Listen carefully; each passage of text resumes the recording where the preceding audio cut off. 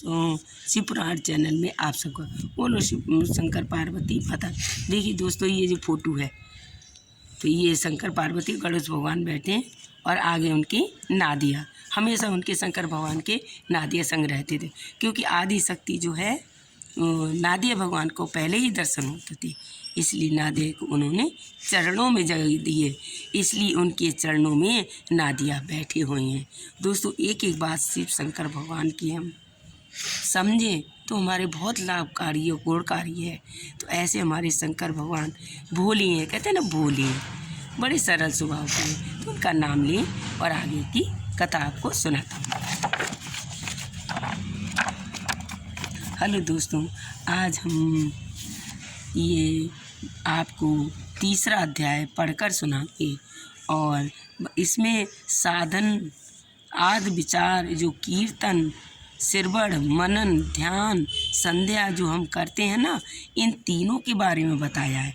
व्यास जी सुनाते हैं किसको? सूत जी को। सूत जी हैं जो उनके भक्त थे व्यास जी के। तो ये वचन सुनकर बड़े महेश बोले, अब आप हमें वेदांतर सर्वस्वरूप अद्भुत पुराण की कथा सुनाइए। सूत जी ने कहा, आप इस महेशगढ़ रोग शोक को रहित कल्याण में भगवान शिव का स्मरण करके पुराण बण शिव पुराण की जो वेदतार प्रकट हुए हैं उसकी कथा सुनाइए। शिव पुराण में भक्ति ज्ञान वैराग और ज्ञान भक्ति वैराग। तो ये ज्ञान भक्ति क्या है? ये भक्ति के दो बेटे हैं, ज्ञान और वैराग। दोस्तों, ये लिखा है ना कि भक्ति ज्ञान और वैराग। तो भक्ति जो है हमारी माता है, ज्ञान और वैराग उनके दो बेटे हैं। तो इन तीनों को प्रतिपूर्वक ज्ञान किया गया है।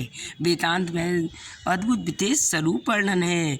वर्तमान कल्प में जो सृष्टि कर्म और आरंभ में हुआ था, उन दोनों 6 कुलों में महेश परस्पर वाद विवाद हुआ करते हुए कहने लगे, अमुक वस्त्र सबसे उत्कृष्ट है, अमुक नहीं है। परंतु बस उनके इस वेदांत में अत्यंत मान रूप धारण कर लिया है।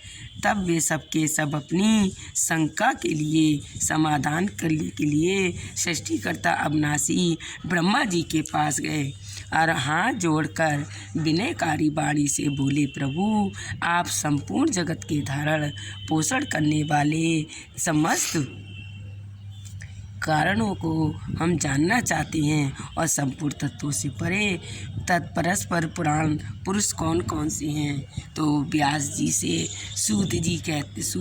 व्यास जी कहते हैं सूत जी से कौन कौन से पुराण हैं, उन तत्वों के बारे में पुराणों के बारे में हम बताइए और समझाएं। तो कल दोस्तों आज थोड़ी सी कथा पढ़ते हैं, इसलिए आप लोगों को समझ में आ जाए और